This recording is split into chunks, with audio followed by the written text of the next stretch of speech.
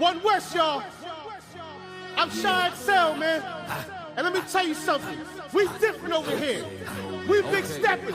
Let's go. Go get a big stepper. Hard body, One West rapper. Put on for my king, my niggas. Certified One West hitters, whoa. Go get a big stepper. Hard body, One West rapper. Put on for my king, my niggas. Certified One West hitters, whoa. Yo, what you say? No, we don't play you out your mind. Watch what you say, that type of shit could get you lined. And if you search, then let me tell you what you'll find. The city is mine. Just a mud who became the pick of the litter. Now my name ring bells when you talk heavy hitters. Nice nigga, but don't make me transform like Thriller. Sam Cooke a nigga beat like I was born by the river. Go get her, you piss her, you get off of the shitter. Can't put you in the spotlight, you niggas are with her. Keep an eye open around for any nigga that slither. Cause it ain't no sunshine here like Bill Withers, whoa. Fuck you know about this life I live. How you gon' talk to me like I ain't lose no rib? Like I ain't lose no crib, ain't lose no kid. Ain't sleep in my car and I ain't lose no gig. Shit, I never gave an order that I ain't did. And I ain't never take a fucking thing that I wouldn't give. Always kept it a bill, homie, I ain't fib. And if I had to go sit, then I just do my bid. Yo, my whole team full of steel beams we can't fold. Your whole circle full of some squares you can't roll. That's why we always take it to levels you can't go. Talk shit, but you can see me with these hands though. If looks to kill like Cyclops, these niggas wanna see me in Pine Box. No, not on my watch. Got a better chance to rewind clocks when you quit, nigga, when time stops, bitch. Go get a big stepper. Hard body, One West rapper. Put on for my king, my niggas. Certified One West hitters, whoa. Go get a big stepper. Hard body, One West rapper. Put on for my king, my niggas. Certified One West hitters, whoa. This flow is award-winning. Torment him, bomb to death, I'm bored with him. Trash him, throw him away with the has-beens. Ice cold with the flow, I'm Alaskan. You was in the fucking jungle in the past tense. I be with the lions, they my friends, Carol Baskins. And like her, they'll never find a body. Tiger stripe tracksuit, feeling like Joe Exotic. Shit, I don't know what it is, but I know I got it. Feeling like Alonzo, surgical with the shotty. All you see is skull and bones, Illuminati. Probably, I be the illest nigga to do it. I just talk shit on the beat and they call it music. I just come provide you with heat, remain the coolest. You ain't never been in the street with. Alright. We gonna take it to the new school right now. My man Shaw. South Capt. Holding it down. You know we waiting on y'all. We sit back waiting on them chariots. Hey yo, Shaw, let them know. Come on. Talking about how much money you got, but in reality, the Lord just got you there. Don't watch it fall. What's gonna save you in the end, but if you don't know, comprehend. Choose knowledge over silver and gold. No, we ain't the same. I'm in the UPK. Ordained by the Lord to drop the jewels of poverty. The poverty, it looks so wild when we out on this bitch. And no, we don't play no games. So stay home, little kids. It's like a sword what we say, but it's in the game like EA. Boy, know your lane like freeways, or I have to see like CJ. I got my grind and replay, but I want your life like relay. I'm at they neck, cause I'm up next, nigga. In my chariot, I'll pick you up from uptown. Niggas swear they gotta hit, we'll batter up now. But we are not the same. I'm a priest and prophet, okay. Got money, pay your tithes for me. My people starving like some damn puppies. I'm a big dog, use a damn puppet. The lowest nigga in the school can probably show you something.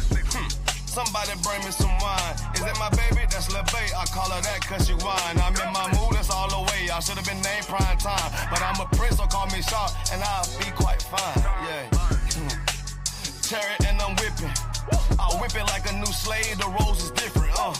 Whip a devil for fun cause he looks suspicious. Y'all ain't ready yet, man. Here it come right now, prepare yourself. Here comes the boom. Here come the boom. Look who just stepped in the room. Got soldiers in every direction. As long as they step in tune. I be in all black with the watching Babylon fall to doom. Lord, know I'm ready, and I know that you know that her love is deadly, but I am immune. These niggas talking rude to whom? That's a spot, you'll be moving soon, and you'll be leaving shortly. Still walking with them angels, yeah, they still enforce me. Got a whole lot of zeal, I can't get it off me. Plus I'm winning like I got a blue ribbon on me. He ain't one what, bitch, I beg your pardon. See, I knew these niggas like to do that pillow talking, so that's why I bought a Glock to the summer party. Got it out the dust. I just began to it pretty much. That brotherhood of weapon, gotta keep it in the clutch. If it ain't one West nigga, hush. I don't wanna hear it, keep your tone down. Had a couple complications, but it's on now. So you can kill it, speculation, bitch, I'm thrown down. And if you want a conversation, set his zone down. What he say, I ain't hear him, I done zoned down. Can't walk, this a low mouth. I'm 44, I'm on another level with it. These niggas never listen, so I let the devil get his ass. I try to tell him, I'm a rebel nigga. Better be careful if you ever think I'm stepping in my path. Cause it ain't no game, stay in your lane. Now I'm playing twisted metal with his ass. Got it out the gut. I just began to it pretty much. That brotherhood of weapon, gotta keep it in the clutch. Revenge to my main bitch, I think I got a crush. And she know that I got some sick shit inside me. But you know it should be K versus everybody. Got the side, move the buttons like he Teddy Riley. Now my race through the track like a Ricky Bobby. Got it out the dust. I just began to it pretty much. That brotherhood of weapon, gotta keep it in the clutch. Gotta keep it with me, it's a must. Got it out the dust. I just began to it pretty much. That brotherhood of weapon, gotta keep it in the clutch. If it ain't one West nigga, hot.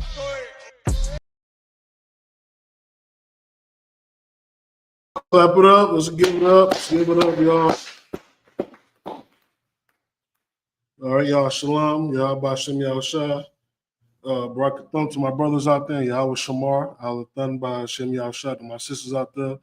This is the Isupk Milwaukee Wednesday scripture breakdown class. Okay? This is where you answer all your questions that, you know, that you had questions for. You know what I'm saying? Whether it's life, whether it's the Bible, whether it's whatever. You know what I'm saying? You have questions and we have the answers. All right?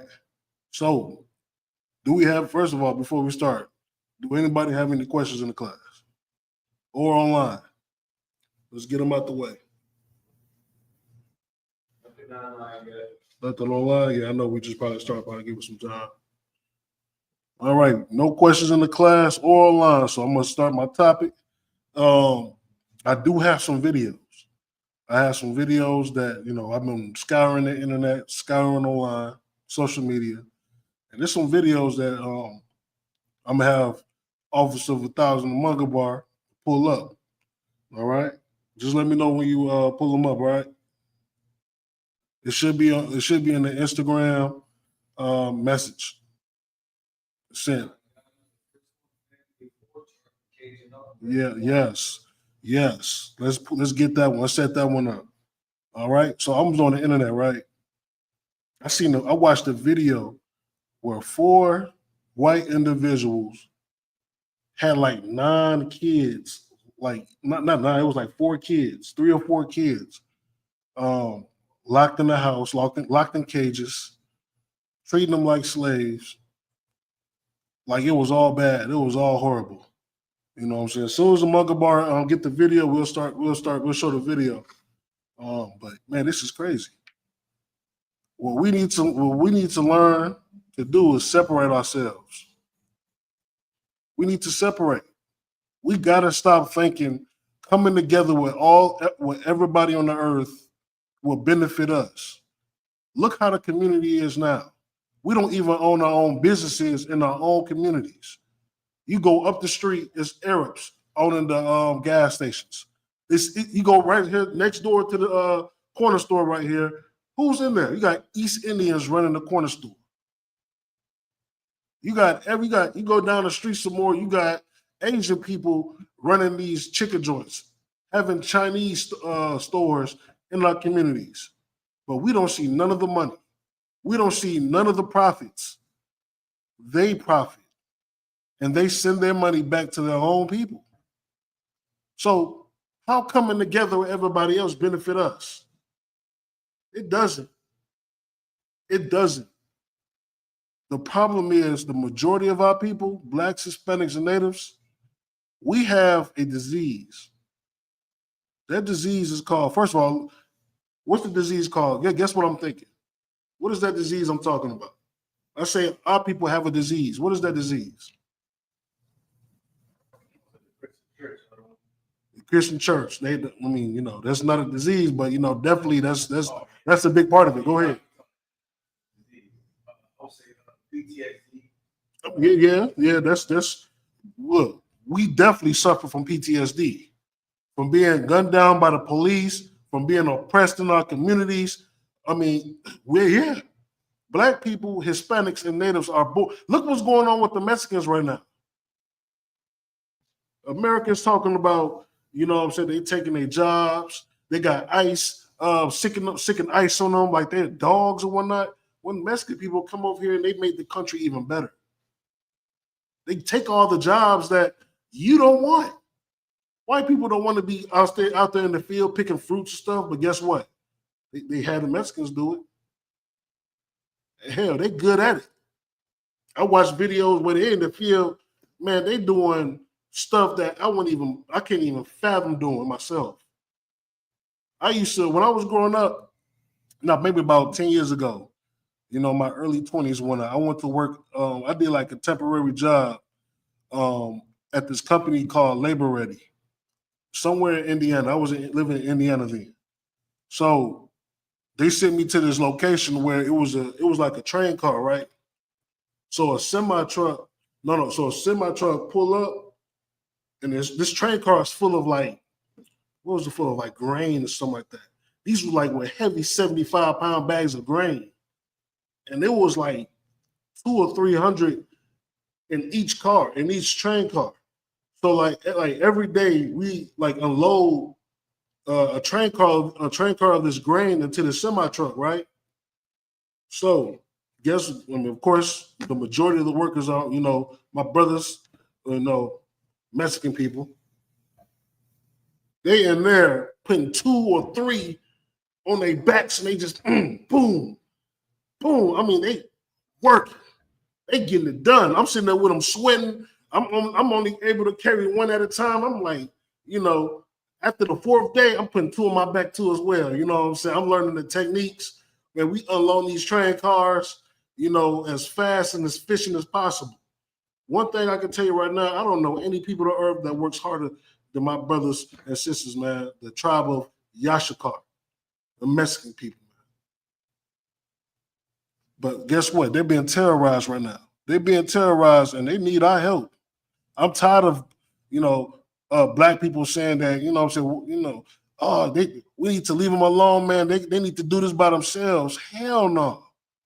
I talked about this, a little bit in the past, though, but Mexican people has been by our side since we came over here to America. Since we came over here on these boats, you know what I'm saying? For the tribe of Isupk, Mexican brothers and sisters, man, they've been by our side. They've been by us through slavery. You understand? They've been through us through wars, through everything. Even when black people was running away from slavery, we went down into Mexico and they took us in. We fought side by side during the Alamo. You understand? Like, these are historic events in history where, man, we were side by side, brothers and sisters. So how dare you open up your mouth to say anything ill of my brothers and sisters, man? How dare you? All right, so Mugabar got the video up. It's a video about, 4 devils treating, treating our kids like slaves. All right, let's pull it up. Just let me know when you're ready to play it. Yeah, just turn the volume on to unmute it, if you could, Baba Shot. Yeah, he's good. Workers and even locking one in a cage. The investigation in Columbia County started after a tip at a church. led to 9 kids being rescued. A report says the children were not educated properly and didn't even know their full names or their birthdays. Action News Jack's Yona Gavino is live at the sheriff's office in Yona. There are lingering questions now for DCF. They are, Tanika, and tonight investigators are still piecing together how this alleged abuse went on unnoticed for so long, and this all started with a tip from a church camp about a teenager carrying a taser, and that's when authorities say it blew open a much bigger story. Hidden deep in the woods, a makeshift clubhouse spells out the family name, Griffith. It is the same name now tied to child cruelty charges, including physical and sexual abuse. Deputies say 9 children ages 7 to 16 lived here in isolation.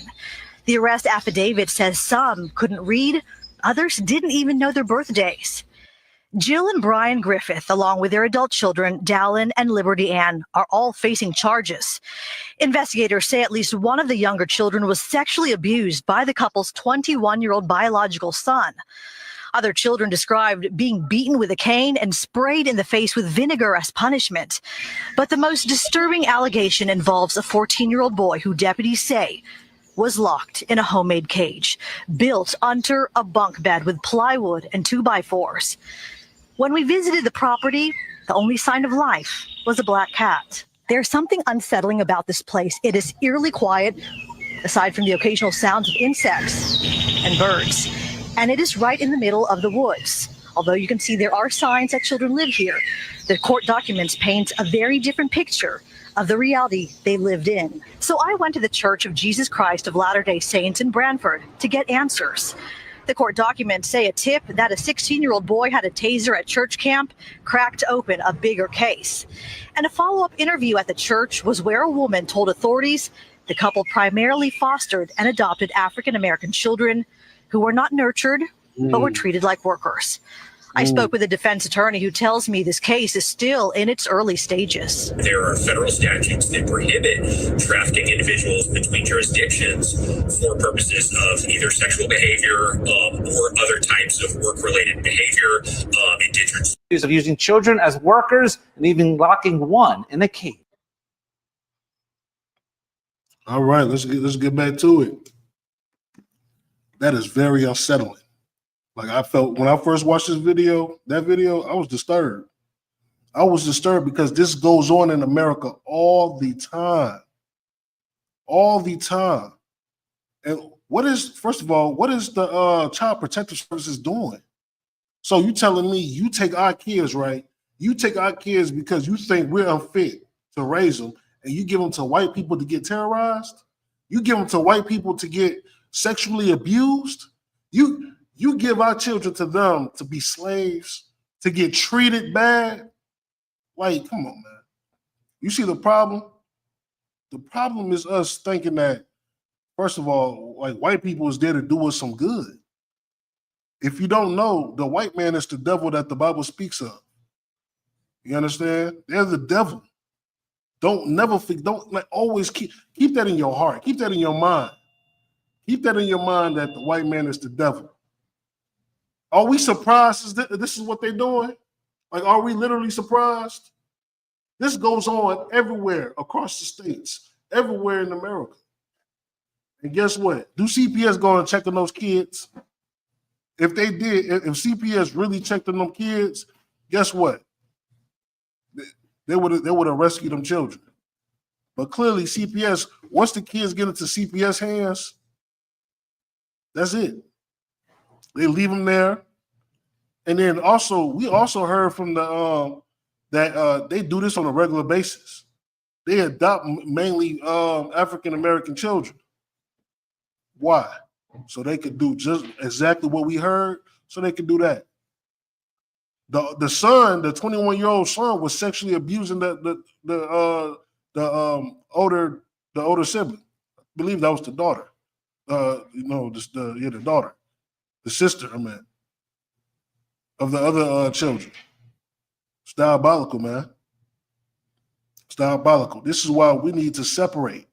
Go ahead. And if I could, too, this has been going on at the facilities too. Yeah. Like a lot of kids have been getting touched, men and women, Yeah. And not just that, but there also they said there was a while back. This was a while back, maybe like about a year ago. Mm-hmm. They were saying there was about 85,000 children just gone missing. Yeah. You know what I'm saying? So I mean, this is something that's been going on. You know what I mean? Facts, man. I won't be surprised if there's a whole child abduction ring going on involving ICE. You know what I'm saying? It hasn't got busted or exploited yet, but we know, even though we can't prove it, where the kids at?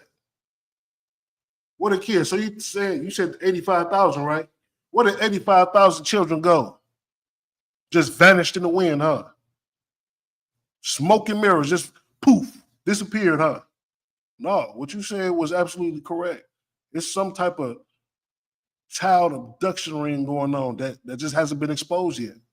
But I guarantee you, the Lord's going to expose it soon enough. The Bible says that the man of sin must be revealed. Let's get that.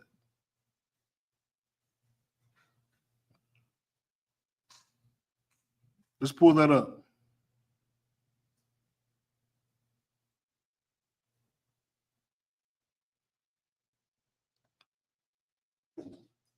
Second Thessalonians 2:3. Hey, shalom, sir.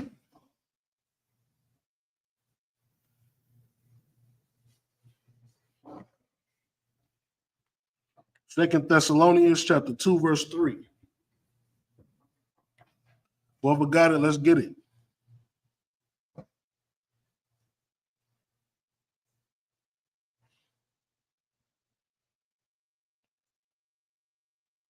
Let's get it fast, quickly. So you got it, IR? Oh, you got it on the screen? All right, let's read it.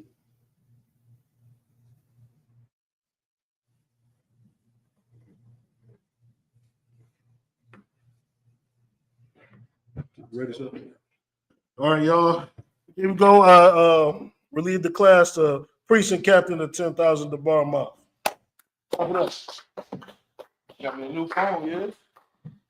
Wow, I appreciate that. Most high price. Good job. Hey, can I get a sword, please? What we talking about? I was just showing a video. Video just played where it was 4 devils that had 9 African American kids in their house. Get a pocket. And then 9 kids in their house. 9 kids. Let me get mine, the one with the shield on. 9 kids in their house, yeah. 9 kids that was abusing them. The eldest son was sexually abusing the 6-year-old girl. Was treating them like slaves. They had one locked in a homemade dog cage. We were just talking. We were just going over that. This is new. What are you talking about? You gotta go back to the video and look at that. IR, do you know what this happened? I mean, anybody know what this happened? Anybody? Good night. This is recent news. That's incredible, dog. That's incredible. I'll tell you what. What scriptures did you want to get for that? I got 2 Thessalonians 2 and 3. Let's get it. Let me get that story so I can hear it once, if I could, please. 2 Thessalonians, huh? 2 Thessalonians chapter 2, verse 3. Let me get that with you.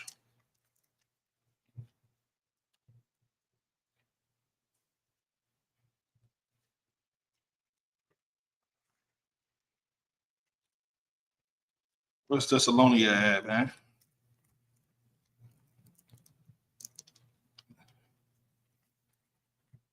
Ephesians. Thessalonians is right after Colossians. All right. And then you said 2 Thessalonians what? Chapter 2, verse 3. All right. All right, let's get it. All right, 2 Thessalonians chapter 2, verse 3. Let no man deceive you by any means. Read from verse 1. Come on, God. 2 Thessalonians chapter 2, verse 1.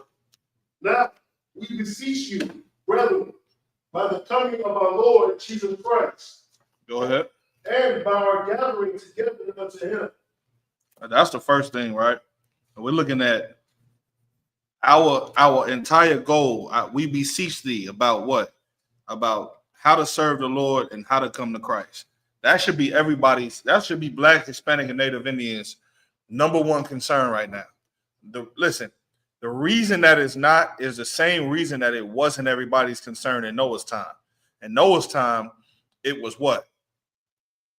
Noah was warning them that the Lord was going to destroy the earth with the flood. Nobody gave a damn until the flood came. You understand? Nobody cared. And then when the flood came and everything that was on the ark was already locked in the ark, then, even when the rain hit, you can imagine what they do. We out here having a good time. Just a little rain.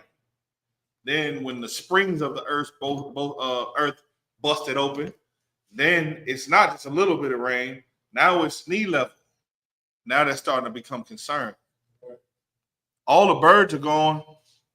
All the animals are gone. They're safe. Only thing that needs to be destroyed is the wicked men that's on the earth. And if you didn't understand why the Lord destroyed the earth, it was for the reason of interracial marriage. Right. Interracial marriage is like one of the top sins that a man can have as far as lust, and it'll change your soul. You can lose your entire kingdom from it. How do I know?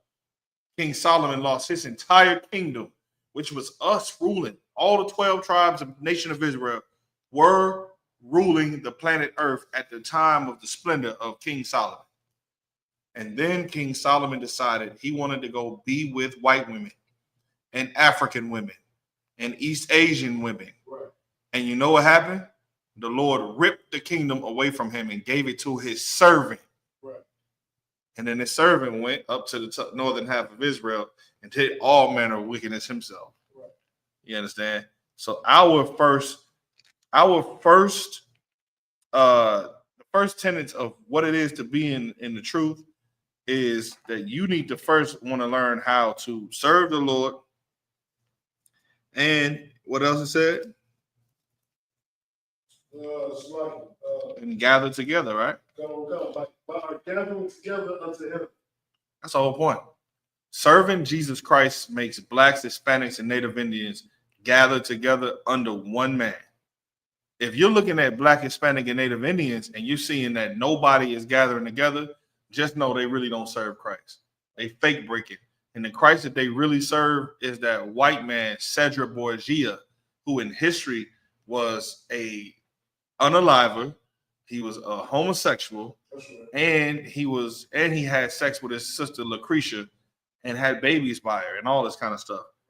Also was the homosexual lover of Michelangelo, who painted the whole picture of Cedric Borgia to be white.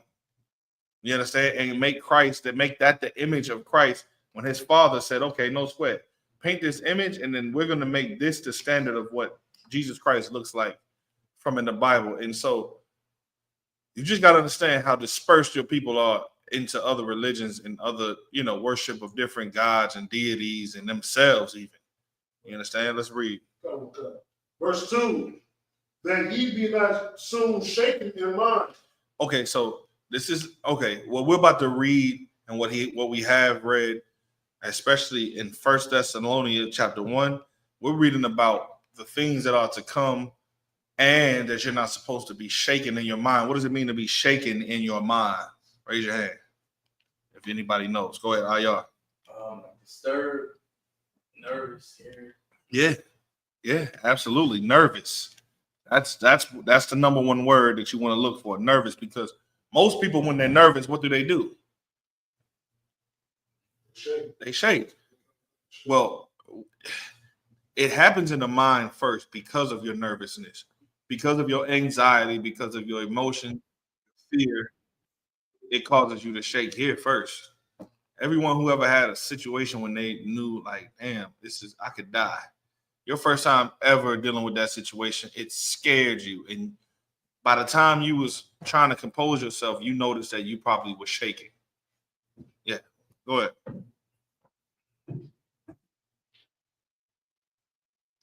Please read. God will come. Or be troubled, neither by spirit, nor by word, nor by letter as of us, and that the day of Christ is at hand. Read verse 3. Verse 3. Let no man deceive you by any means. Say that one more time. Let no man deceive you by any means. Go ahead. Let no man deceive you by any means, for that day shall not come, except there come a falling away first. See what they're saying? Like everybody looking for God to send Christ back. But that day is not going to happen unless Black, Hispanic, the spirit of Black, Hispanic, and Native Indians are taken away. And you got to fall away from America. And that's what it's talking about, the falling out first. You got to remove your spirit from everything that somebody told you was right and then put it into what is right based off of what you learned in the scripture from men who live the scripture, not men who play like they live the scripture and then get all your money and they give you a shuck and jive and a song and dance. That's not what it takes. What it's going to take is it's going to take you to start to hate the holidays that white people gave you. You're going to have to start to hate the drugs that they put us on. You're going to have to start hating the abortions. What was it last year? Somebody research it for me, but if I'm not mistaken, it was almost 500,000 abortions with Black women alone. Somebody look that up for me, please? We got to fall in love with ourselves again. We got to fall out of love with our oppressor. And listen, there's a mental deficiency that makes you fall in love with your oppression. If you were to kidnap someone and have them held hostage in a basement for 5 years and only feed them scraps, you understand, and abuse them every chance you got, the first time that you go down there and show them any inkling of love, well, why do you abuse them in the first place? Let's get to it. Let's get to the psychology of this. A person who has adopted someone will want to change their mind by using fear, terrorism, and abuse. And that's what has happened to us as a people. Now, we've been brought to America. First, we've been kidnapped and abducted. Brought to America, our culture, our strength, our courage, the spirit that we had, it was beat out of us. Then this person does this for us for a long time and then demonstrates this in front of everybody. The moment that this person decides to give that person a steak and some asparagus and some wine with some music and the candlelight and let them out of the cage and sit down and talk to them and start to clean you up and turn you into a reformed person, then they want to assimilate you to what they love. And eventually, if it's done right, they'll begin to hate what's right and love what you love. That's called, there's a medical term for that. It's called what? Who knows? Where a person begins to love their abductee. Yes, Stockholm syndrome. It's called Stockholm syndrome. And Stockholm syndrome is what we suffer suffer of as a nation. We all love, Master, we sick. Oh, we need to vote. It went from Master, we sick to Master, we need to choose a president. As if any president hasn't time showed you that no matter how many presidents have America had so far? Raise your hand. Anybody you know, raise your hand. Go ahead. It's like 56 presidents, right? If not close to it. 55th, 56th, somewhere around there. When have they ever, and I mean, when have they ever decided to make Black, Hispanic, and Native Indian people's interests their top priority? Hell, a priority ever. Never. I can't recall it. Anybody? And here's what the people who will argue it say. Well, they gave you gay rights. What? Who wanted the right to be a Bonte boy? Who wanted that? The Christian church been having sex with men on the down low since before Martin Luther King was born. Hell, Martin Luther King was at the Watergate Hotel having sex orgies, sexual gay orgies with white people. And he was saying, call, I'll be your nigga tonight. Martin Luther King wanted white women. He wanted white men. He wanted to have sexual orgies, have his rod out while other men's rod is out, be butt naked together, oiling each other up. I'm just giving you a visual of how nasty this son of a bitch was. Martin Luther King was the #1 sellout for black people. And if we could reverse the hands of time, knowing what we know now, we would look at him like we look at stupid people like Umar Johnson. Umar Johnson is your new Martin Luther King Jr. Martin Luther King Jr. is that cat that, okay, if you had to see what he looked like, I guarantee you the best representation would be Dr. Umar Johnson.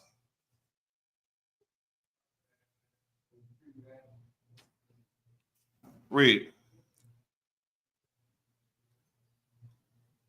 Who got the scripture? First Thessalonians chapter 2 and verse 3. All right, Actually, go to verse 4. Everything all right out there? Everything to what? What happened?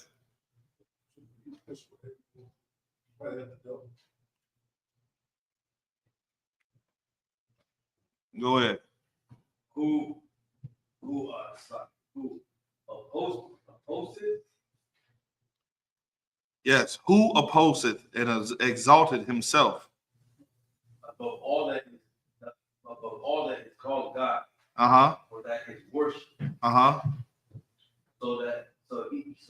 So he as God said it. So that he as God Said it in the temple of God. Go ahead. Assuming himself that he is God. This is your man's right here. This is the white man.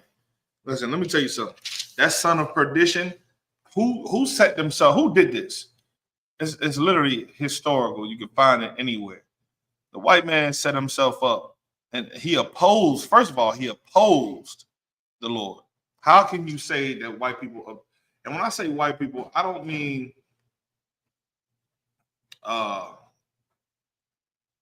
like your poor white people, your everyday white people. You know what I'm saying? I'm talking about the elite, the 666 men that run the planet Earth. They're all white people. You didn't know. They're all white people. And ever since the beginning of time, Salaki priest, you Tawab. No, I was gonna say I'm white dude. Oh yeah, it does. You'll find out that these people themselves stole the book, stole the people's identity, and then gave you a religion and then indoctrinated you with it, with the sword. Now, what are some of those things that they told us? They told us that God loves everybody. You can't find that in the Bible. God loves everybody is not in the Bible. Hell, God is all love is not in the Bible. What else is not in the Bible?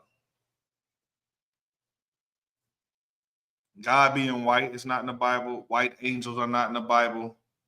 White Israelites are not in the Bible. Like a syrup of May. Go ahead. Christmas ain't in the Bible. Christmas is not to be celebrated. It's in the Bible, but it's something that God said do not do. It's strictly in the Bible. Have you ever seen that? If you haven't seen it, have you seen it? Let's go get it. Let's get it. Jeremiah chapter 10. Like these things are explicitly in the Bible that say God said don't do. But your Christian church ain't telling you this. And there's nothing different than the Bible that I have in my hand right now. This is the same book that they have in that church right there on the corner on North Avenue. I think I'm lying. It's right there. And the scriptures say, who opposed and exalted himself above all that is called God. All the things that we call from God, and this is God. Man, that was God. This man opposed it and exalted himself up to the level of God in your mind. Now, this is what's happening to you spiritually, mentally. You're starting to think that, man, who can beat God? Who can beat God? The white man got to be God. There is no God up in heaven. It's the white man. He got the nuclear bombs. He going to outer space. He got all the military weapons. He has all the money, influence, and control. To you, that's God. You want to know who God is to you? Whoever can feed you. That's why the Lord took you out of Egypt, put you in the wilderness, and had you eating what? Unleavened bread. He had you eating tacos for 40 years. Sometimes it was just tortillas and honey. That's it. Imagine that. Then he give you quail. Then he give you, well, I wouldn't say we didn't have no cattle because we were making sacrifices when we went to the wilderness, did we not? So you had tacos. We had tacos, brother. Yeah. We might not have had tomatoes, but we definitely had some bitter herbs. We had the cilantro. We had the onions. You know what I mean? Probably made our own sauce. I don't know how the hell we would do that. We in a desert. There's nothing there. When you find an oasis, it's like, man, what are you going to use for sauce? Nothing. You just had regular beef burgers. Beef tacos. Yeah, the lingua. You know what I'm saying? But that's that good stuff. But we wanted steak, and we wanted asparagus, y'all, and we wanted the wine, and we wanted to sit down with the best grapes, and we wanted, you know what I'm saying? Like, that's what we wanted. But that's not what we got. The Lord gave us exactly what he gave us. Read that scripture, though, so I don't get off track too far. About Christmas. Let's just drop down to verse 3, I think. Or start from verse 1, I'm sorry. This is Jeremiah chapter 10, verse 1. Hear ye the word which the Lord speaketh unto you. The Lord is talking to you. He said, hear you. You hear the word that the Lord speaketh unto you. Go ahead. O house of Israel. Oh, white people.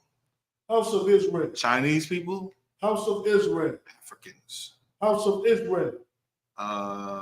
Any more? Moana and them people. House of Israel. What are the Samoans? House of Israel. The Polynesians.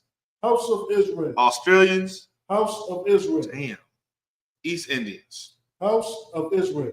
The Lord is only talking to a specific race of people here. He only gave his word unto a specific race of people.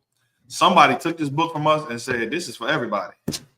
But when you read the book, in the contents thereof are saying, O house of Israel, O Judah, O Zion. Read. Verse 2. Thus said the Lord. When it says thus said the Lord, this is a law. Whenever you see the Lord say, hey, this is what I said do, hear this, it's a law. Go ahead. Learn not the way of the heathen. The Lord said, do not learn the ways of the heathens. What are some ways of the heathens that we learn today? It's about how we eating wrong, the birthdays we celebrate, make ourselves a god on that day, the holidays that we celebrate, the drugs, the smoking, you understand, the homosexuality, the abortions. These are not our customs. Even this, the dreadlocks, that's not our custom. It's not. It's just not. That all comes from other cultures. You understand? We've been so lost in America, we're looking for something to gravitate to. The closest thing that white people can give you to gravitate to is either Africanism or Christianity as Africanism, like Kwanzaa or the Ethiopian Rastafarian, life with culture, the Ganja gods, them kind of cats. But we don't know what real spirituality is because we don't even read the book for ourselves. Hell, most people think that it's okay to read the New American Standard Revised version of the Bible. That's not even the Bible because they take the connotation of the words that they took out. If the Bible says that King Solomon says, I am black in the original text, but then you go read it in the New King James Version or the American version or whatever the case may be, it's going to say something like, I am dark. That's a different connotation. I am dark but comely could mean anything. I am what? Tan. I am whatever, bronze. I don't know. But this nigga said, I am black. That's what he said in the Bible. They take that away from you. So therefore, when you study different histories and culture, and that's why we got all these tons of books and all of that, you can go dive into it and see what Israelite culture is and what our culture is not. Read. Learn not the way of the heathen, and be not dismayed at the signs of heaven. You want to know what that means? That means don't get caught up in the zodiac. Don't get caught up in the blood moon, full moon, you know what I mean? Shooting stars, different constellations, and don't do that, because you know that there are absolutely compatible black men and women that would literally get together and be a great couple forever, but they don't do it because you're a Capricorn and he's a Virgo or something like that. Stupidity. Absolutely, there's absolutely attraction. There's insane, commonality with each other. But because of a zodiac sign, they say, yeah, no, I can't be with you because all Virgos are stupid. All Capricorns are. That's dumb. Let me tell you something about every single Black, Hispanic, and Native Indian person. Every last one of them, despite what their zodiac sign is, have been conquered by the white man, have been assimilated, have been taught different language, taught different culture, their ancestors have been sexually assaulted, they've worked for free, their backs have been whipped, they are in the ghetto, they know about government cheese, they created hip hop, they created R&B, they are the best actors, best basketball players. How many more commonalities? The Black and Hispanic women cook the best food on the planet Earth, the most flavor you'll ever find. When a black man has his hat on, when a white man got his hat on straight, black man turns it to the side, it becomes culture. In our stupidity, we become culture. White men hold their bridges all the way up here, black men sag them, that becomes culture. White man has one small, single little rope around his neck, gold rope, with a tiny little itty bitty Jewish cross. I mean, a Jewish star, like they call it. And then a black man go get a blinged out, you know what I'm saying, shield of David with baguettes in it and all that. We just got the flavor of the earth. We're the salt of the earth. Without us, everything else is bland. Now just imagine if we were in slavery to the Russians, then Ukraine and Russia wouldn't be so bland. You ever had rice without salt and pepper? How's that taste for you? Anybody like that? Right, that's Russia. That's the Ukraine. That's Afghan. Okay, Afghanistan is that way. Some of them Arab cultures and countries still have remnants of what they stole from us. Like Islam is a plagiarism of the Bible, and so they mimic our culture. So they have a little. They remember when we were there. So all the music, people dancing and all that all came from us, man. Mediterranean food is nigger food. You understand? Italian food is nigger food. Tell me if I'm lying, IR. You know history on the tomato, right? Yeah. Where do white folks get tomatoes from, G? Right. From who? Who they get it from? Come on. Before that, they never even knew what a tomato was. So how is Italian food really Italian? Let me blow your mind. The people who you think are Italians today are not even the original Italians. Every nation on this planet that white people are hiding in, calling themselves that's not really them. They stole it with war. And what else they do? Divide and conquer. First thing they do is they come in and then they want to learn all your ways. It's called gentrification. They did it already. They did it to every single race on the planet. The last samurai just got to be Tom Cruise, don't it? The last Mohican has to be a white man. Then you watch movies like What's that? Yeah, he's Moses and he's Pharaoh. God damn, so he's also the Lone Ranger. You understand? He's the cowboy. I mean, he took everything. He's the biker gang. Go ahead, Priest. And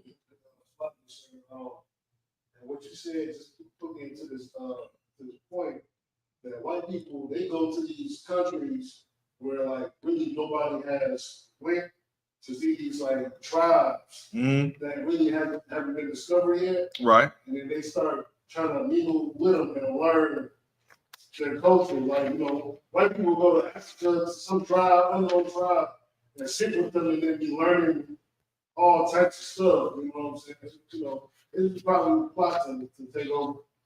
It's one tribe, I think it was a Hispanic tribe that had been discovered in South America. They went over there, and then I guess they gave everybody access to Wi-Fi. Oh, yes.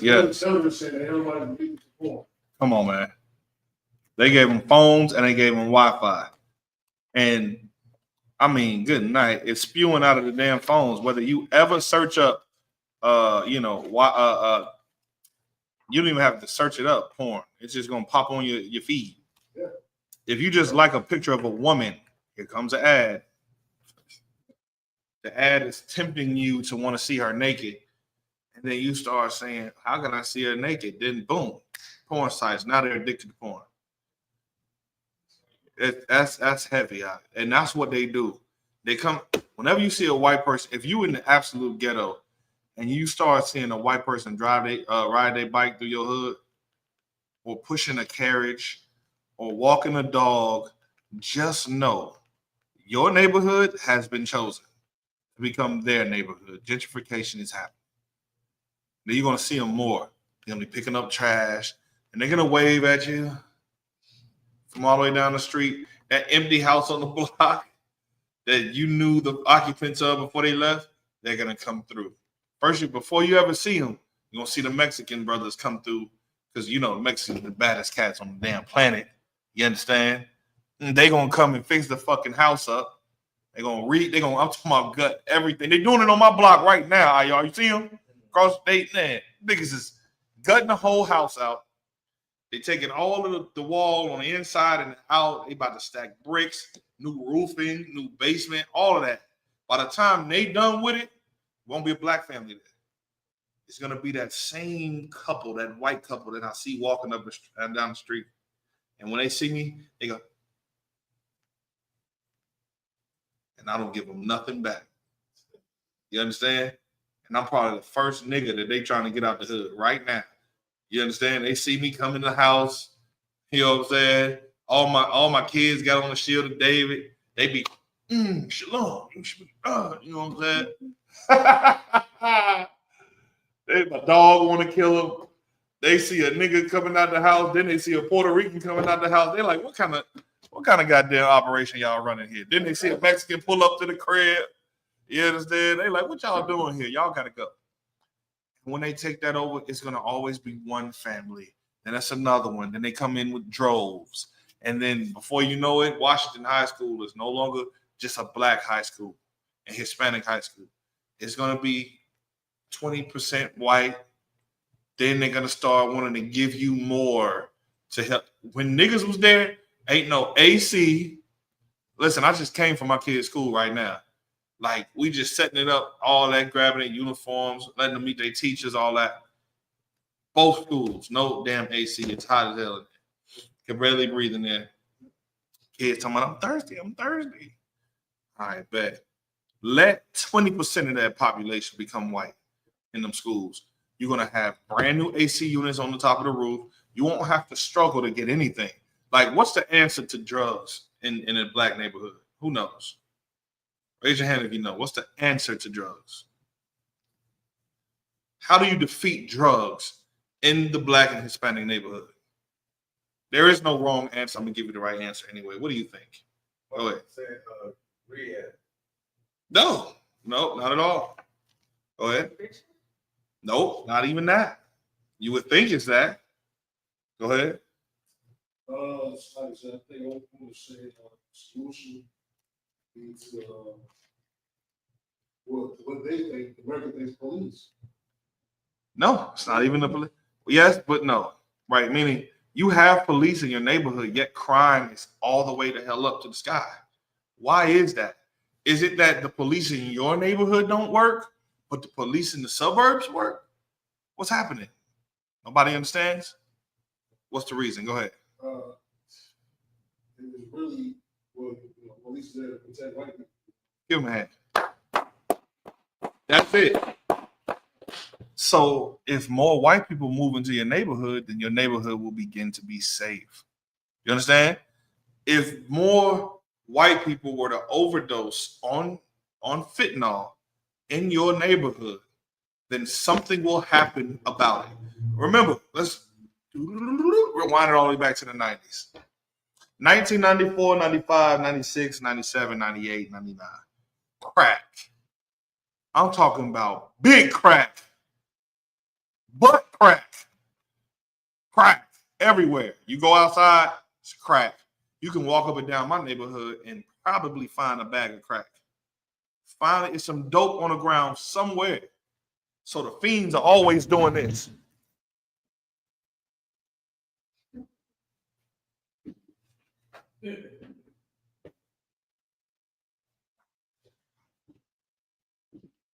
They looking. You understand? That's because the crack epidemic was in the ghetto. And then as soon as white people start smoking crack, now we have to do something. Once them little white kids started going home and overdosing on crack and coke, and it was over with. Now, Ronald Reagan, there's a war on drugs and we got to stop it. And his bitch of a wife, we gotta say no. Just say no. That's where that came from. Nancy Reagan. That bitch's husband was the reason why crack was ever even involved in the ghetto. Remember, we didn't have any planes. We didn't have no intricate, system on how to get stuff here and there and back and forth. In order to get stuff from Colombia, brother, you got to have a plane or some boats. Know how much them boats cost? Plane cost? Come on, man. It had to be. Go ahead. Slice. Please, no. Go ahead. Like that's why I like shows. Like Snowfall. You know what I'm saying? How they show, even though like it's a show, but it's based on real events. Absolutely is. We brought, of course, the CIA brought, coke to the ghetto. Absolutely. You know what I'm saying? And destroy. That's how the neighborhoods are destroyed. Absolutely. Give him a hand. Go ahead, Bruce. I think they first tested in South America. Yeah. Give him the microphone. Well, he's saying he about to drop a bomb. I think when they first discovered crack, they were experimenting in South America. People said I think it was Bolivia. Nope. Nicaragua. Somewhere around there. Yeah. Right. Yeah. Give him a hand. So let me help you understand something. The transatlantic slave trade did not start with niggas first. It started with our brothers, the Hispanics. It started with them first. The crack epidemic did not start with niggas first. It started with our Hispanic brothers and sisters first. Then, when they experimented on them, they said, this is good for business. They did it in both instances, didn't it? When they first brought the Puerto Ricans, his ancestors, when they first brought the Puerto Ricans over to Spain, that was the first documented slave ships, period. With Christopher Columbus, Montesinos, all of them cats that was coming over here, taking the Mexicans and taking the Puerto Ricans and taking the Dominicans and bringing them over there. How do you think that they had guides that spoke ancient Hebrew? Because they had people that had to be able to speak with the Native American Indians. Hell, if you look into the lost tribes in the Promised Land, it'll tell you that Montesinos is his guide and his translator was from the Americas. That's how he knew who the hell to go to, and that's how he knew the terrain. They were the ones who went on the transatlantic slave trade first. But here's the deal. Crack crime, so drugs and crime will stop. Hell, how do you get rights in prison? How do you get rights in prison? How many people does anybody in here by show of hand know somebody that's incarcerated that's in their family or a friend of the family? I do. Let me ask you a question. With that person, have you ever heard of some stories where the COs would beat people and for no reason, and then nothing happens about it? Yeah, you want to know what needs to happen? More white people need to get incarcerated and then get beat in prison, and then their families see them in a potato state, vegetable state, and then the more that happens, then you'll get equality, and the light will shine in prison. More health care in prison, because until it happens to white people, it never happened at all. That's what I'm trying to help you understand. This is the world we living in. That's just it. If you want the police to patrol your neighborhoods, you need more white people in your neighborhoods getting stuck up. That's just it. Or committing the crimes against other white people. Otherwise, it'll be okay. Do you think when Rodney King happened, that was the first incident about nigga getting whooped on by the police? Hell no. And that wasn't even the worst that could happen to a Negro. That was just the one that got filmed. You see what I'm saying? So with that being said, it's the same in every situation that you're looking at. I mean, goddamn, parking tickets. How many parking tickets you think white people get when they, like, listen, if you have anybody that lives in the suburbs and you know them and they're not white, you can go to their house, kick it for a night or two, just sit there, look outside their window. And at 2 o'clock, from 2 o'clock to 5 o'clock, that's when the ticket people come around, right? They never hit the blocks, ever. 3 blocks away could be the ghetto. They hitting every car. Do you think that's by coincidence? It's absolutely not by coincidence.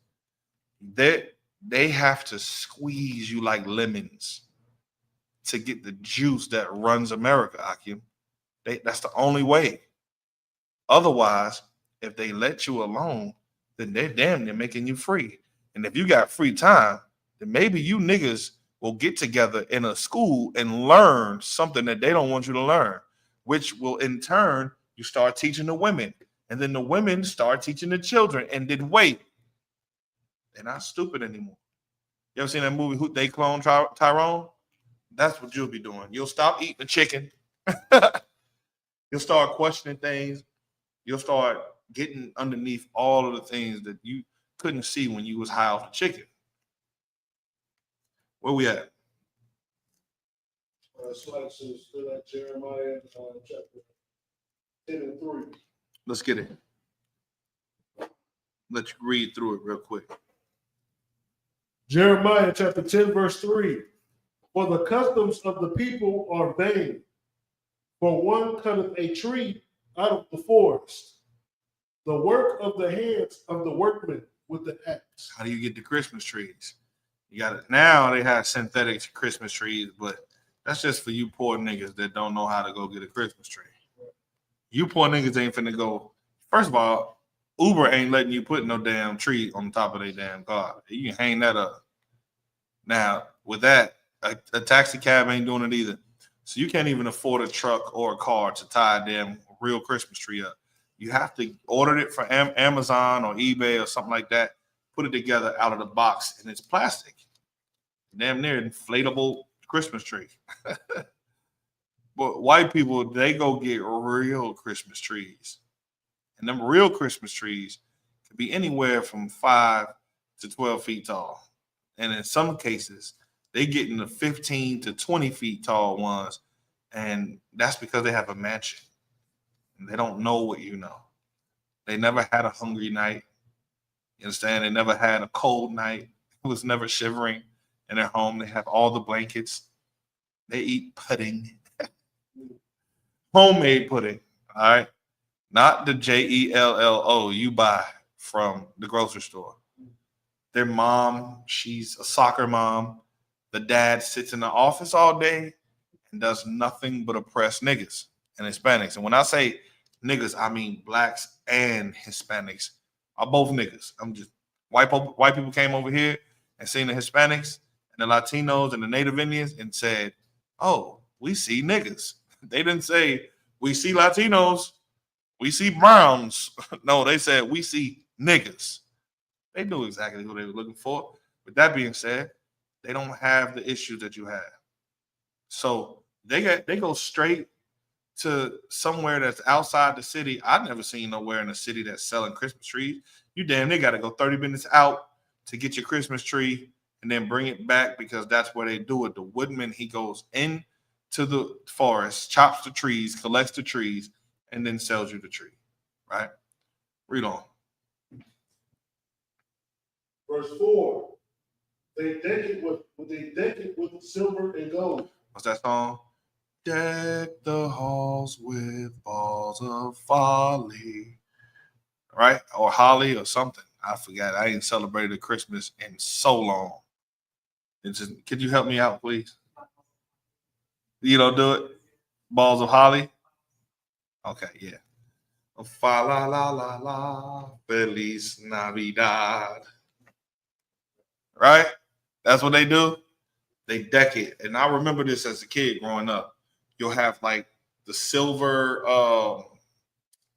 deckings, and then you'll have the gold deckings, right? And then you'll splatter it with some of that splat. Y'all ever had that? Some of that splat? Make it look like it was some snow on the tree? Yeah, that's splat. You know what I'm saying?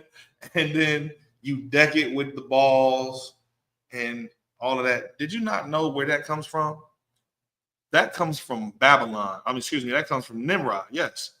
Nimrod worship was I think I got a book over there that talks about it, the whole thing.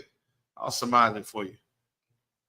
When Nimrod died, the whole tree, this in Jeremiah's time is when we were under the Babylonian Empire.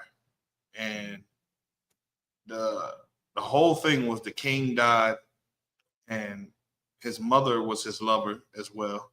She made it a custom for you on his birthday, which was December 25th, to go and get a tree out of the forest and put it in your house. And it represented an altar. And the altar represented his dick. Excuse my French. I had to just be blatant with it. Because if I say phallus, nobody knows what a phallus is. Nobody knows what a penis is anymore. They only know what a dick is. All right.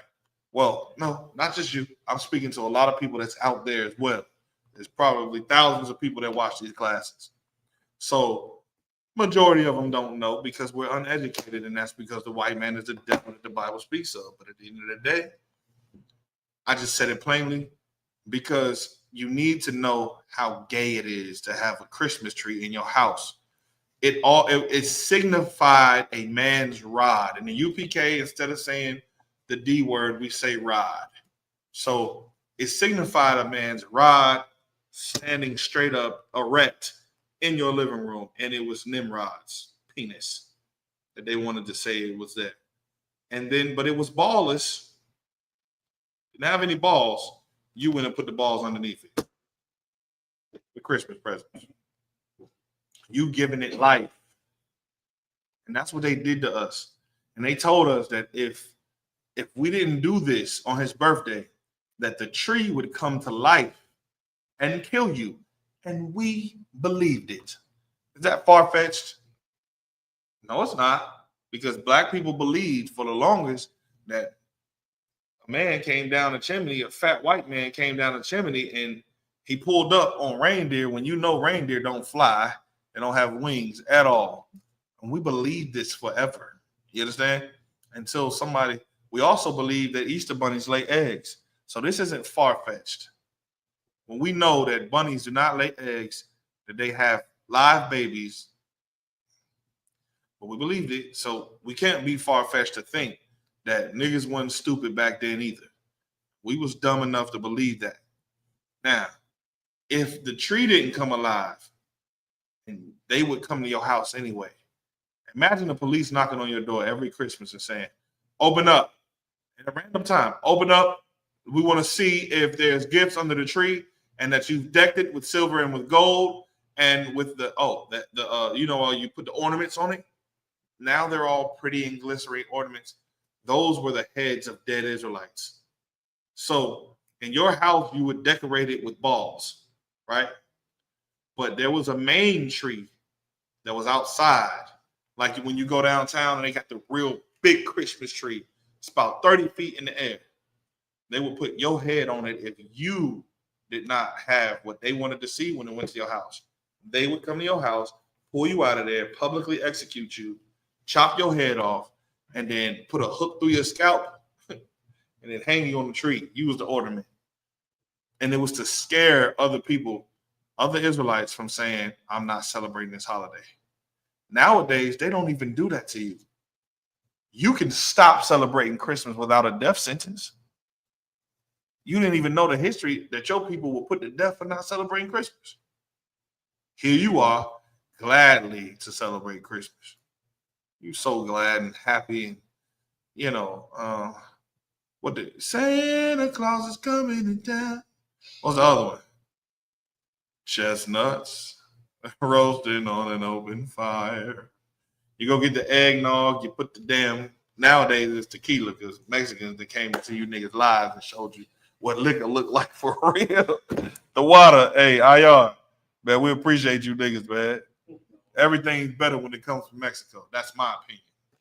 You don't have to have my opinion and share my same sentiments, but everything is better in Mexico. But yeah, that's that. And so you deck it with the silver and with gold. Go ahead. They fasten it with nails and with hammers.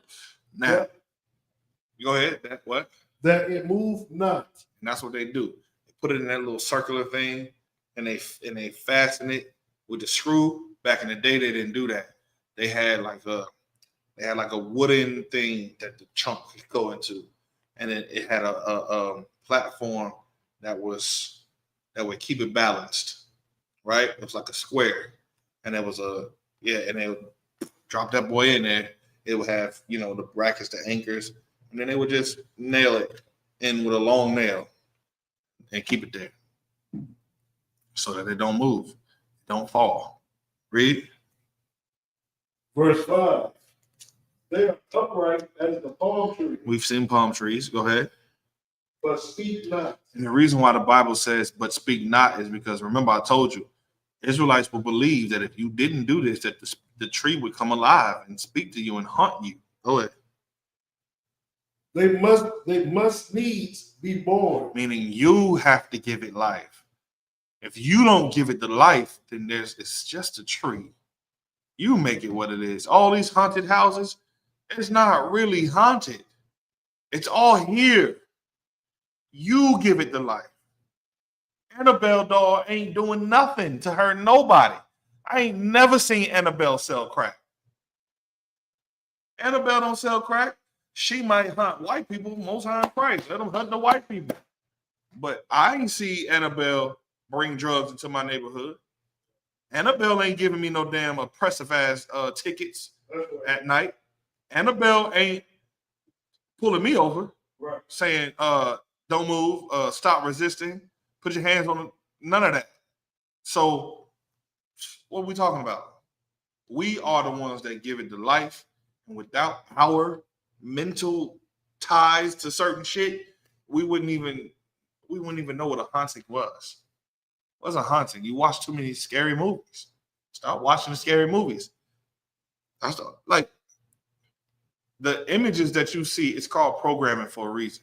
This program is sponsored in part by It's a Program, because it's a part of a propaganda. If you watch the news, you've been programmed to hate black people. You don't even know it. It's self-black hate in the news, period. You haven't even thought about it. You just turn on the news and read the newspaper and you think, oh, I'm learning about what's really happening. When white people get the newspaper, they don't really care about the headlines. You know what they're looking for? Who knows? Raise your hand. Go ahead.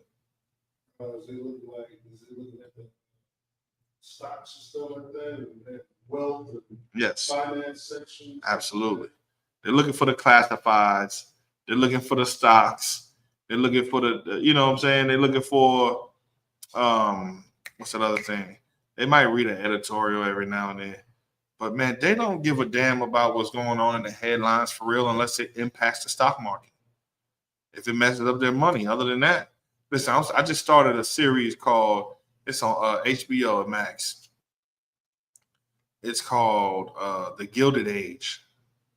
Anybody ever heard of that? Man, watch that. That joint, it'll show you how cunning and cutthroat white people really are. It's insane. I'm literally in the second season, and I'm hooked. It takes place in the 1800s when New York City first started really coming up out of the gangs and the, you know what I'm saying? Yeah, it was different when the Union Station and stuff started, what came on the scene, and the Union Railroad and all that started running throughout the whole United States. So it's enlightening on what they think. And they could care less about anything. They just care about what happened to stop their dollar. That's it. And they don't ever want to go broke. There was a scene in there where some cat was going against the top guy that was running the Union Station. He wanted to bid on something else. He tried to make a deal with the cat to run a law. He pushed the law, but then reneged on the law. And then, you know what I'm saying, like cut the dude out. So then the cat who got all the railroad money and all that, he filthy times 200 rich. You understand? They killed themselves for what was more like a splash in the ocean, like a drop of water in the ocean. They killed him on, like dude committed suicide because he was like, man, please. He got on his knees, started begging. He's like, I'm begging you, please. And the dude was like, yeah, no, you should never cross me. Tried to make y'all partners, but you crossed me. So nah. He went home, kissed his wife, and blew his head off. Because he didn't want to live like you niggas. He couldn't picture a world where he had to go live in Brooklyn. Oh, hell. He off himself. That's them. When they lose, they jump off buildings. You hear me? Or they a mass shooting. Go ahead. So like I got this news app on my phone, right? So it like I got it to a point where it just goes off when something come up. Everything I'm reading is always dealing with black people, shootings happening, crimes. I don't ever see any good thing that's going on, in the news. But go ahead. But I watch shows. When you watch shows and stuff like that, like I'm watching this like crime show. And this deal, you see nothing but white people unaliving each other. The father killed the wife, or something happening for money, or all that. They don't show none of that in the news. They don't show none of that in the media. All that is on the hush hush. And listen, they do some of the most heinous things to each other, man. Yeah. Some of the most heinous crimes have been committed by these people against their own self. Nobody talks about white on white crime, though. That's not a thing, is it? Did you know that there was Asian on Asian crime? That happens. They got the triads, and what's the other one? What's the other one that they got? The Yakuza. They got the Italian mafia. What? Come on, do I got to make this up? Everybody knows that niggas call themselves after Italian mafia that are just gangs who are about violence and crime syndicates to rob America of what and then they weren't even treated like you are. Hell, the RICO was invented for the mobsters, but then now they use it on you. The mobsters are getting absolute clemency and what's that other word? Immunity. They get immunity. They don't. All they got to do is know a little something about something. But with you, you're not getting immunity. You're not getting no deals. You're getting hit with the RICO. It don't even matter. And so the Italians were the biggest gangsters. They was, how many murders happened? Unalivings happened with the mafia. Come on, man. What else? East Indians, they coming in with nothing but the good heroin. So are the Arabs. They pushing heroin out of their furniture stores and they shops. Go ahead. Oh, I was gonna save them for last. Because absolutely, hell, they were the biggest gangsters. They were even better than the Italian gangsters. Listen, the Jewish is the most wicked man on the planet. Those Jewish people, that's the chief of the house of Edom. Them Edomites, the biggest brother that they got is with them Jewish white. They do what the hell they want to do. America talking about something, y'all better stop doing what y'all doing to Iran. They was like, man, fuck you. To the Palestinians, man, we don't give a damn about what you saying. They fought a war on two fronts, Palestinians and Iran, and they still fighting. Donald Trump said, y'all better stop that fighting or we're going to do this. We're going to do, man, it was like, man, we don't give a damn what you're talking about. Kept bombing. They doing it to this day. Go ahead, Priest. It's like, so recently they ended up kind of like having a ceasefire. And then Israel still was sitting bombs. Even the ceasefire, they still was shooting bombs up. Like, damn. They don't give a damn. They don't give a damn at all. And so don't think that black on black crime is an anomaly. It's not. The reason they key in on that is because they want to demonize you, and it's a part of programming. So now you don't know where you come from. You don't have an identity. You don't know that black and Hispanics come from the greatest race that God ever created. You didn't know that. You didn't know that you were the one that was standing with Moses and said, we will become the Lord's people. You didn't know that. You didn't know that Joshua, Judges, Deuteronomy, 1st and 2nd Samuel. You didn't know you come from David and Solomon and the best people, Jesus Christ, Paul, Peter, Matthew, Mark, Luke, John, everybody. You didn't know you came from them. You had no clue. All you do know, though, is you're lost. You don't know where your history comes from. Mexicans don't know how the fuck far back they go. They think they Spanish. That's it. Oh, nigga, come on. Dominicans have no clue. Nobody have a clue that they was the Israelites. Nobody. As far as they go back to is Inca, Mayan, Aztec, and they don't even really know that. He's an anomaly. This cat knows history. That nigga right there, he know history. He got books somewhere over there that if you read them, it'll blow your mind. You'll be like, damn, what the hell? About the Olmecs, about Thula, about all of these first settlements that came over here from Israel. He knew it. He knew, okay, boom, what is this? Now what is this language? What is that? What is this primary tongue? Hebrew. What is the ancient Mexicans doing speaking Hebrew? What is that even about? Why are they doing it? Why are they wearing the fringes with the border of blue? Why are they doing that? Why do they have them headdresses like that look like crowns that leave the top of their head open? Why was they doing that? Why do they have garments that look like Eastern garments from back in Jerusalem? Why do they have that? See, in your mind, the Smithsonian told you that they was naked over here. They told you they was naked and poor and scrapping and eating worms. Please. They built the biggest pyramids the world has ever seen, and they're just now uncovering some of the biggest ones. Bigger than the ones in Gaza or Giza. The ones that we built when we were slaves as a whole. And that was just one tribe. Excuse me, maybe 2 or 3 tribes. Because the Isukkites, the Mexicans, they took over North America. They took over everything. The Native American Indians, the Gadites, man, they had no choice but to bow down to them at some point in history. Then they was able to, all right, boom, we're going to, y'all get up out of here, go down there to the Southland. They started banding together and fighting against each other. Same thing we always did. We always did. In the Bible, you'll find it. But these people had cloaks. You understand what a cloak is?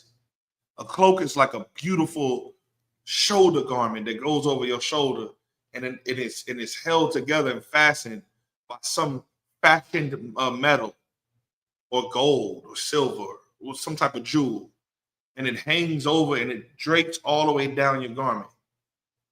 So they had I got the paintings where they had full garments on with boots on, not barefooted, boots. I'm not making this up. You know the Native Indians had moccasins. How hard do you think it is to make boots if you can make pants? It's not that hard. You manipulate. I can make boots right now. It's not that hard. Just give me the leather. That's all you got to do. Give me the leather. I can make the lace, meaning the strings. I can make the padding of the boot. I can make the actual shoe of the boot that comes all the way up. I can lace it up and all that. It's not that hard. So I can do it. I know they can do it. And these brothers was dressed in some of the best animals you can find. Alpaca, you understand? Llamas, goats, sheep. Hell, they even had leopard skin. Wasn't supposed to be wearing this shit, but they was wearing it. You understand? They had feathers from eagles and, parakeets and, parrots and just some of the most exotic birds you can ever find with gold going around the crowns. You understand? Their hair was done beautifully. They weren't savages. They had oils on their skin, fragrances. They had cuffs. You see this? This is just leather cuffs. That's all. I make these.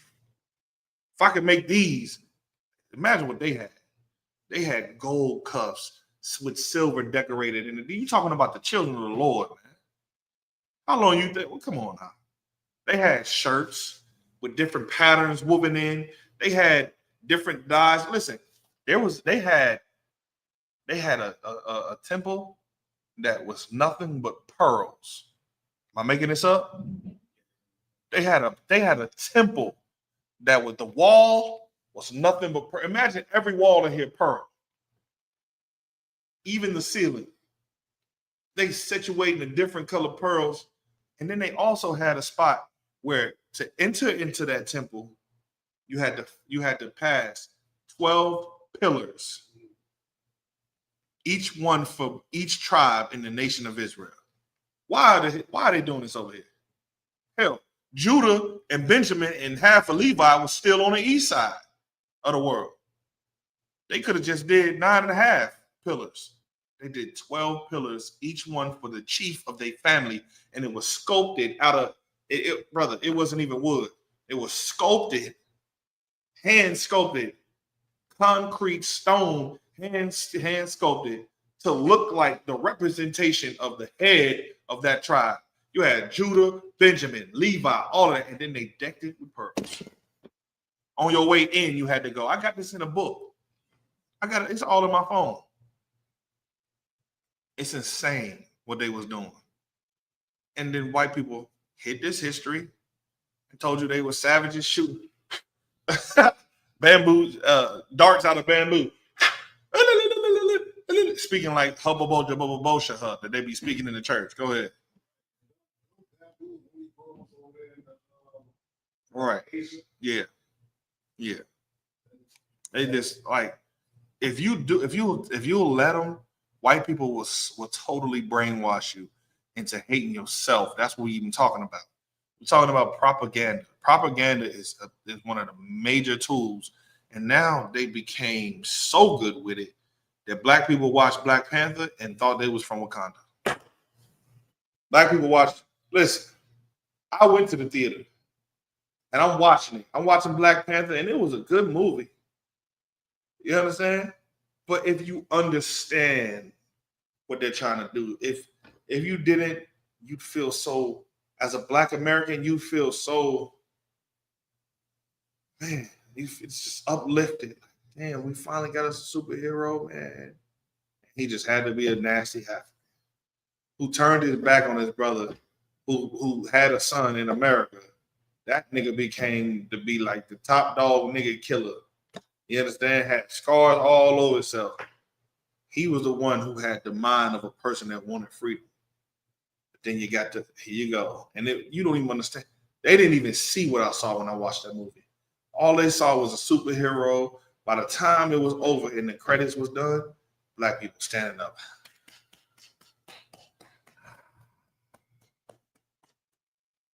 They left that goddamn theater talking about every nigga that I saw on my way out. He looked at me and it was like,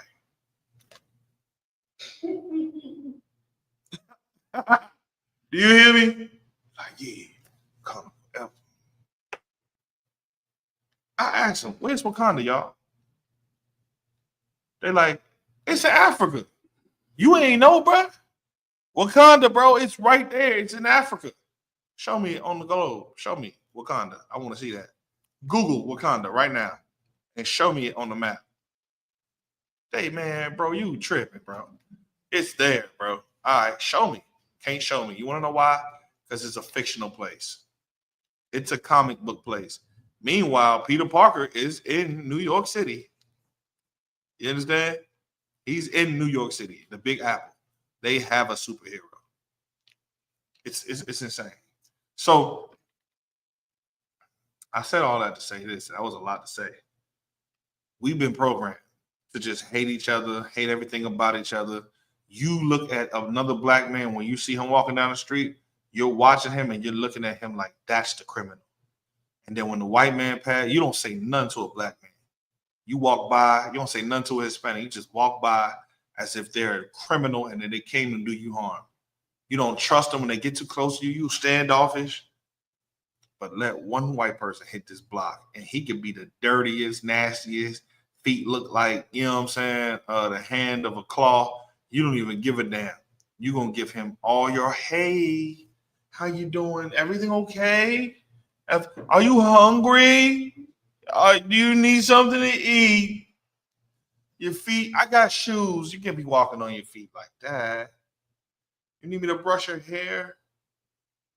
It could be lice all in the hair. I don't care, because Jesus would have ignored this devil. Don't believe me? I'll show you in the Bible. White woman came to Jesus asking to heal her daughter, and he ignored that bitch. And he called her a bitch in the Bible. Nobody ever seen this before in their life. I guess I'm just making this up. After this, that's all. Let's get to that scripture where he was talking about where Christ did what he did. I think that's in Matthew. Let me get it. Among boy, if you find it, let me know. Find it before me. When Christ called that damn white woman a bitch and ignored her. And the prophet was like, man, we need her to go away. 15. Yeah, 15. 26. Yep, let's do it.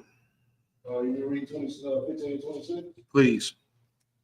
This is Matthew chapter 15, verse 26. No, start at 21.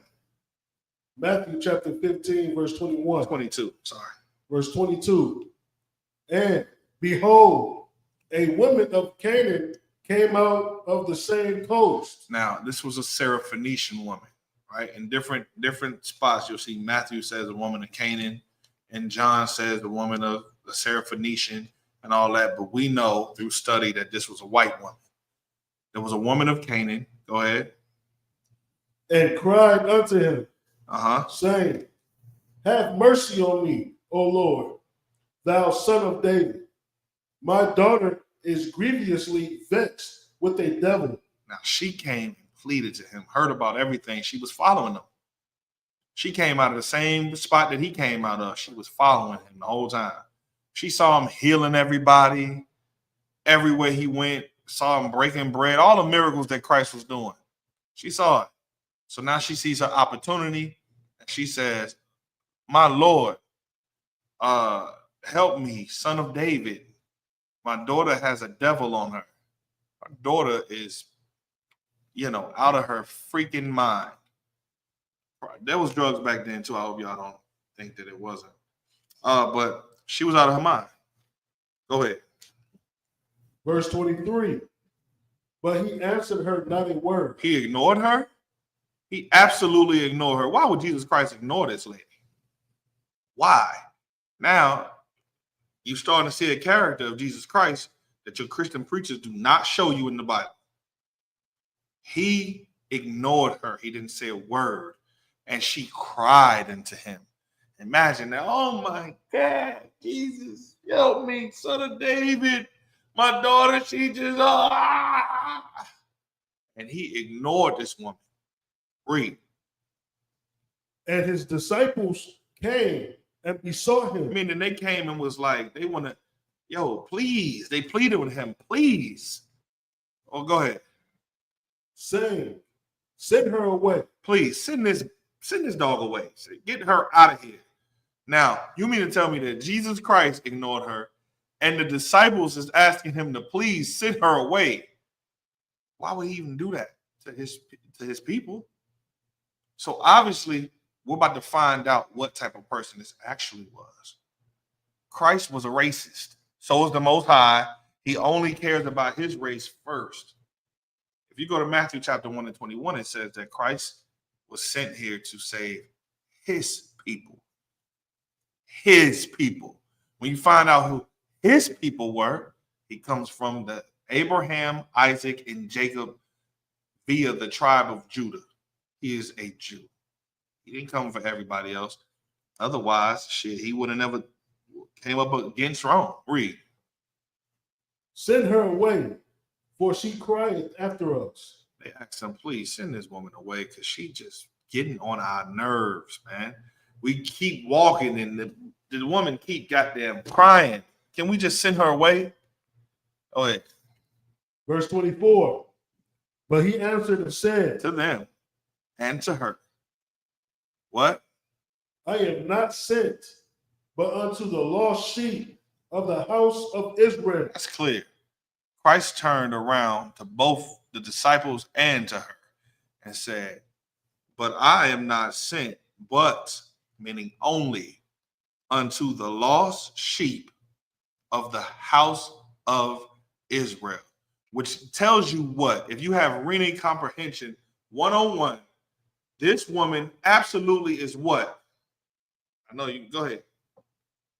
Go ahead. There you go. Give her a hand. So if I say I don't want to feed any white people, I'm just going to feed my black and Hispanic people. I don't have love for them. I'm going to ignore them. I mean, I don't care about them. Let them keep asking. I'm just going to leave them alone. And I'm going to focus on my people. Am I wrong? No. Because all I'm doing is doing what Christ did. That's it. Then what did he say? Verse 25. There is a way that I would give them a little bit of something. Read. Verse 25.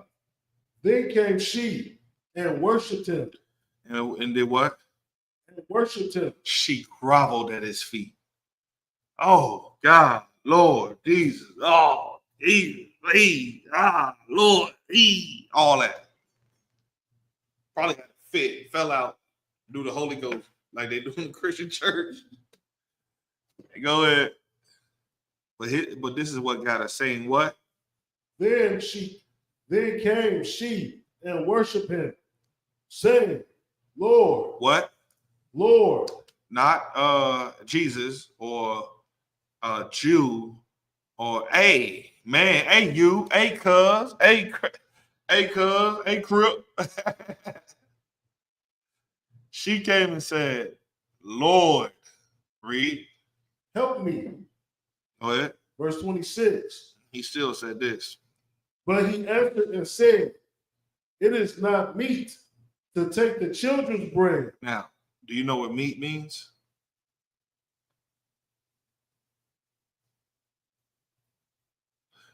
When you see it is not meat, meaning it is not good. It's not a good thing. It doesn't help. Go ahead. So it doesn't help to take the children's bread. Go ahead. And cast it to dogs. To what? And to cast it to dogs. Damn. What's a female dog? A bitch. Now, I ain't making this up. It just happened right here. It's in red.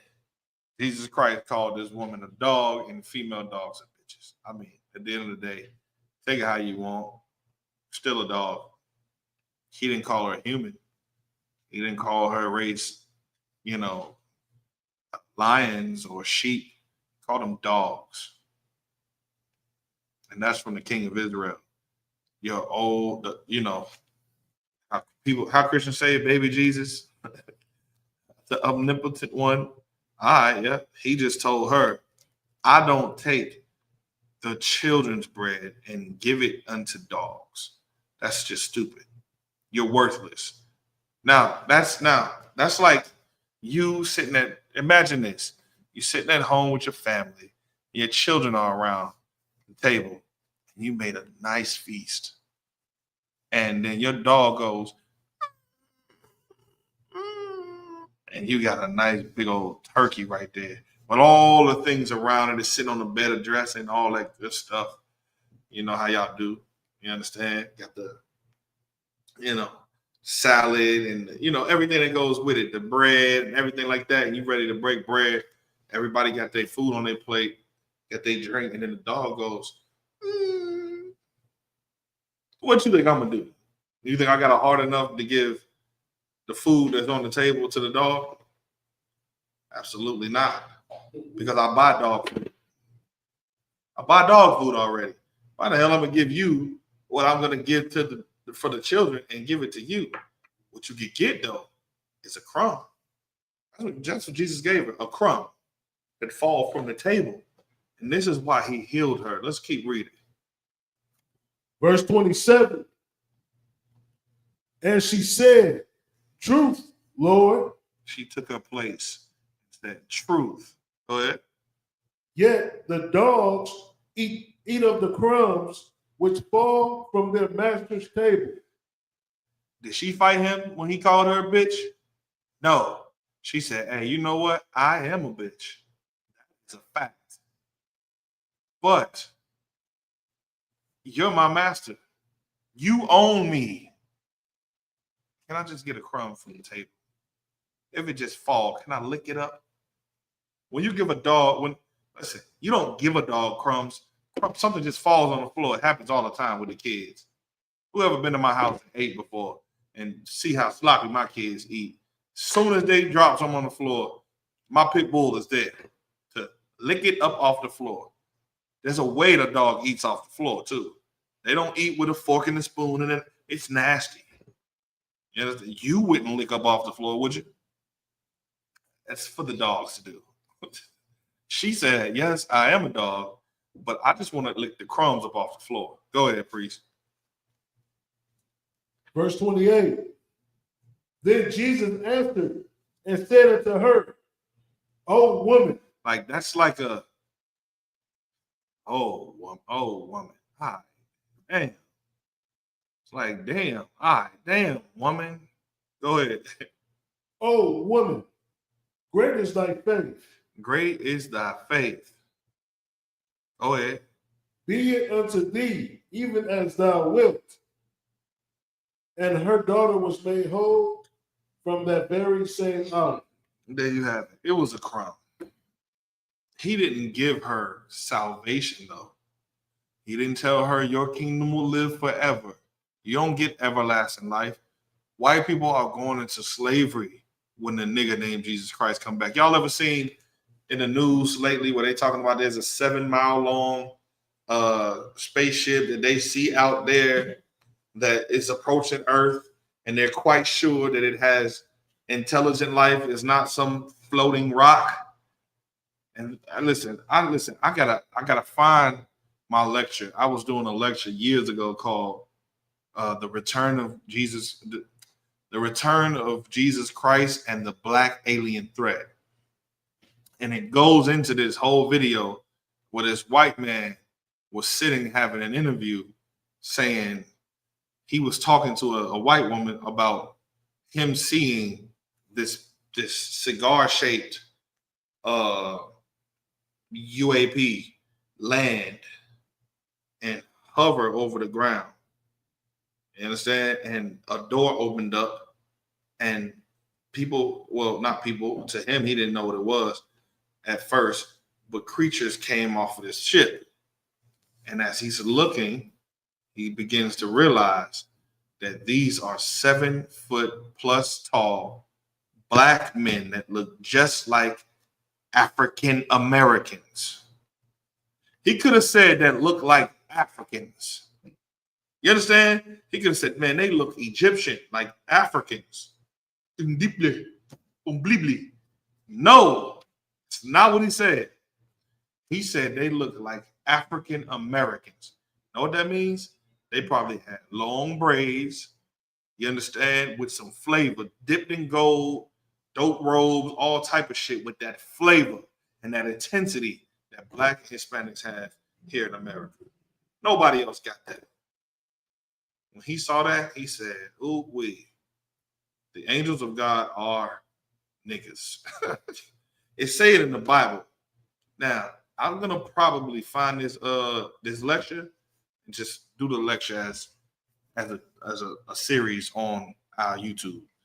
It's dope. Go ahead. Yeah, more than just videos coming forward saying that these so-called aliens look like humans, like black men, black and brown men. Let me tell you something. But give them a hand.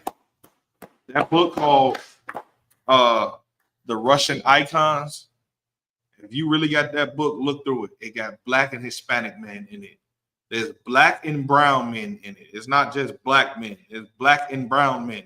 The same way as Black and brown men in this class today. The Israelites always been Black and brown people. Every northern tribe didn't go over there on that shit. That's a fact. We know that by reading the New Testament. You understand? And that means that some Judites in some of the southern kingdom probably went over there with them to America. At the end of the day, I just want y'all to know, with the tool of propaganda and a child like mine, it's easy to be gullible as a people. First thing we have to do is teach the brothers and sisters that there's color in the Bible. Let them see that there's color in the Bible. Then you got to show them what baptism is really. You got to show them what forgiveness is really. Then you got to show them what repentance is for real. Then you got to teach them the law of God, how to apply it to your everyday life. Then you got to show them and the way you do that strategically is by going to the words of Jesus Christ, because their biggest misunderstanding with the Bible is Jesus Christ. They don't understand that nigga. They don't understand him. They just understand, because imagine your glasses show you everything that white people. Imagine if they had glasses that you could put on your face, and now you see the world through the lens of a white man. Imagine that. Wouldn't that be beautiful? So to some people, that would be torture. That would be torture to me, because then once I put them glasses on, I think I'm white. It's like a blind man. You ever seen the Dave Chappelle show when with what's the boy name? Jerome Bigsby? Clayton Bigsby. Oh, she know it. She know it. Listen, Clayton Bigsby grew up around white people. He was blind, and they just let him think that he was white his whole life. He was the most racist MFer on the in the Klan. He was black. Imagine you had some glasses that you could put on, and that's what you would think. But really, like, if you look, you'll see you're white and all this through the glasses. But what other people see is that you're black. You would go through this world, you'd probably die the first day. You understand? Probably die the first day. Probably get drunk, get pulled over, talk crazy to an officer, he kill your ass. And then imagine reading the Bible and seeing life and religion and culture the way white people do. That's your mind frame right there. Because once you're accepted into bars, into white people's dinners and what they talk about, you think you white. Now, take that same scenario and then make those glasses some black glasses. You put them black glasses on a white man, he's gonna think, oh man, yeah, hell yeah, I like this. Oh, I'm black. I'm about to go to the club. But mind you, everybody who see him see a white man. He's gonna die too. Because he's gonna go, hey, my nigga, what's up, my nigga? Look at that fine ass bitch right there with all that ass. That's he gonna start talking crazy. And the brother gonna be like, hey man, you cool? He gonna be like, man, nigga, chill. We all niggas here. Imagine him saying that. But when people hear it, it's like, nigger, chill, nigger. We're all niggers here, nigger. Look at that fine black bitch. They gonna kill his ass. Gonna get rid of him. That's how the Bible is. You've been taught the Bible out of the eyes of white people. And so everything you think you know in this Bible is not even true. Now you got to take them off, come into the Isupk, put them glasses on. See what we see. It'll blow your mind. With that, pass class over to priest and officer, Jaquan.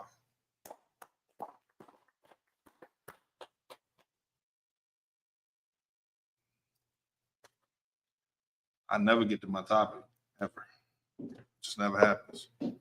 Next week, I'm getting to my topic every time. But, next class.